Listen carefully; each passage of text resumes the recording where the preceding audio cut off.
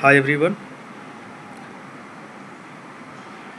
मेरी इस बार 70 बीपीएससी में रेवेन्यू ऑफिसर के पद पे चयन हुआ है और मैं अपने बारे में कुछ आपको बताना चाहूँगा।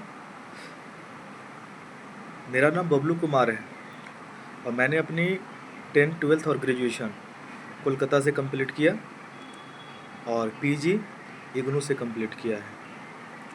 अभी वर्तमान में मैं पीएचडी के लिए भी प्रयास कर रहा हूँ और इसी दौरान मेरा चयन सिविल सेवा में हो गया है। मैं अपनी जर्नी के बारे में कुछ बताना चाहूँगा क्योंकि बहुत सारे जो स्टूडेंट होते हैं, यदि वो किसी सफल एस्पायरेंट की जर्नी को ध्यान से सुनते हैं तो उनमें भी एक कॉन्फिडेंस आता है कि वो भी कर सकते हैं और बना जा सकता है।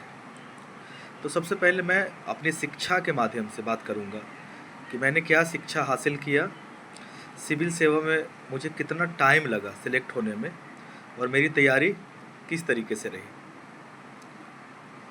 यदि मैं बात करूं तो मैं एक हिंदी मीडियम का छात्र हूं और मेरी सारी पढ़ाई जो हुई है वो हिंदी माध्यम में ही हुई है। मैंने 10th हिंदी में पढ़ा, 11 12 चूँकि मैंने साइंस लिया था तो वहाँ इंग्लिश था मेरा, और बीएससी भी मैंने इंग्लिश में किया। लेकिन वो पढ़ाई जो हुई थी वो उस तरह से नहीं हो पाई थी कि मैं एक प्रॉपर इंग्लिश समझ पाता था और लिख पाता था। बस अब मेरे पास ऑप्शन नहीं थी तो मुझे लेना पड़ा था क्योंकि मैंने अपनी पढ़ाई कोलकाता में की थी।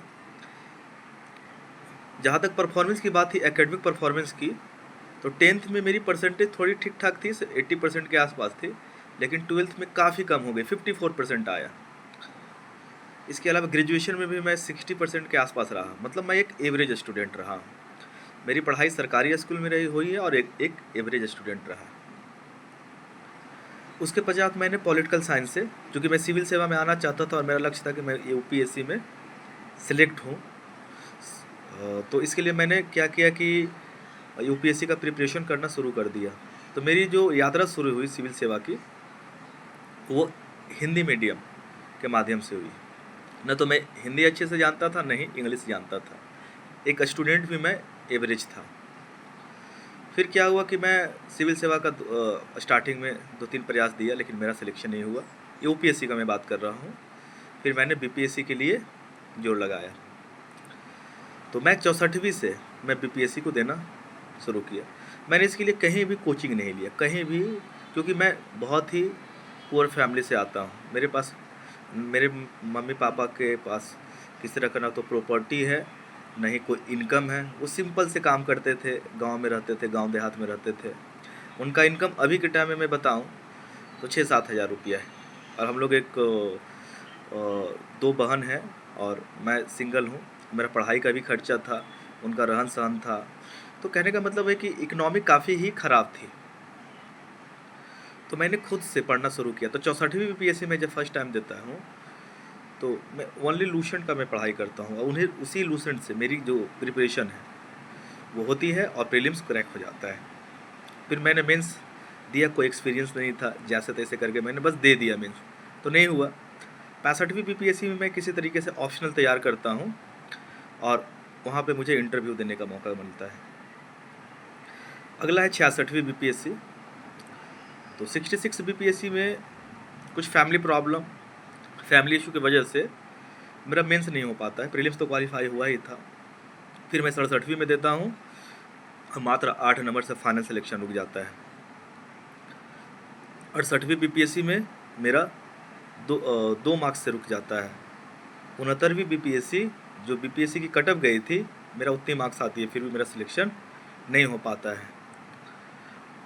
तो मैं लगातार एग्ज़ाम दे रहा था और इंटरव्यू तक पहुंच रहा था।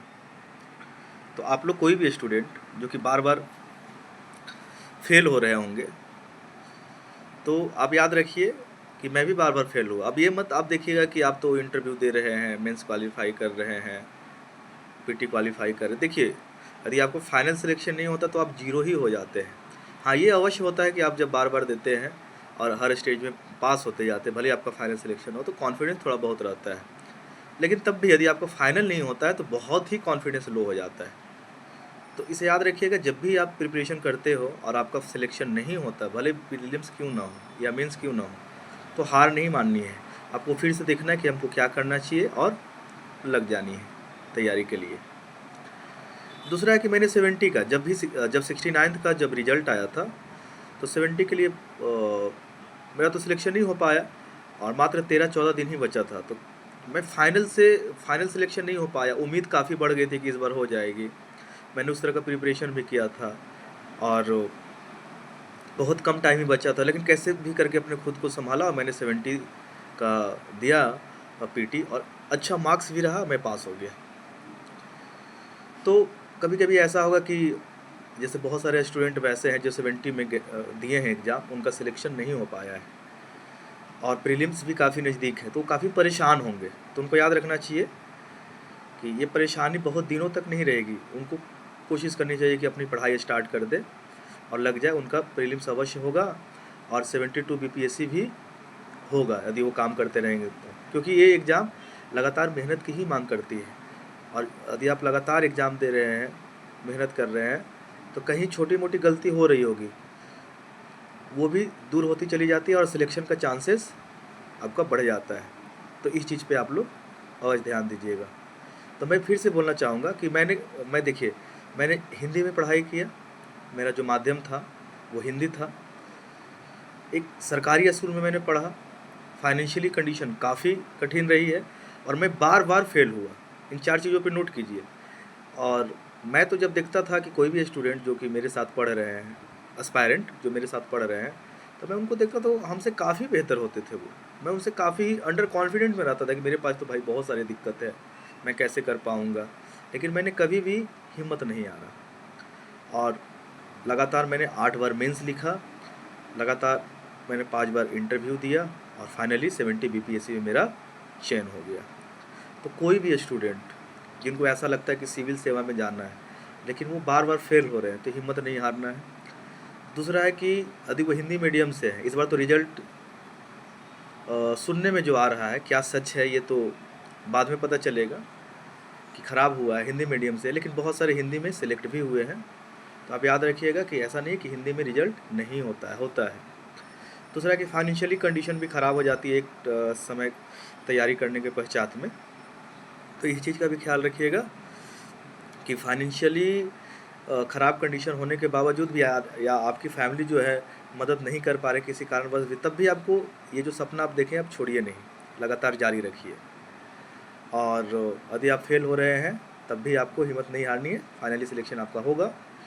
तो मैं यही कहना चाहूँगा कि जब मेरा सिलेक्शन हुआ है तो आप लोग का भी अवश्य होगा। खुद पे विश्वास बनाए रखनी है, लगातार मेहनत करते रहनी है और जो भी कमियां आप में होगी आप कोशिश कीजिए कि खुद को एनालिसिस कीजिए और उसको दूर करने का प्रयास कीजिए। सिविल सर्विस का जो राह है थोड़ी सी कठिन तो अवश्य है, लेकिन जिस दिन आपको सफलता मिल जाएगी वो जो कठिनाई वाली राह थी वो आपको खूबसूरत लगेगी और आप दूसरे के लिए मोटिवेशन बन सकेंगे। धन्यवाद।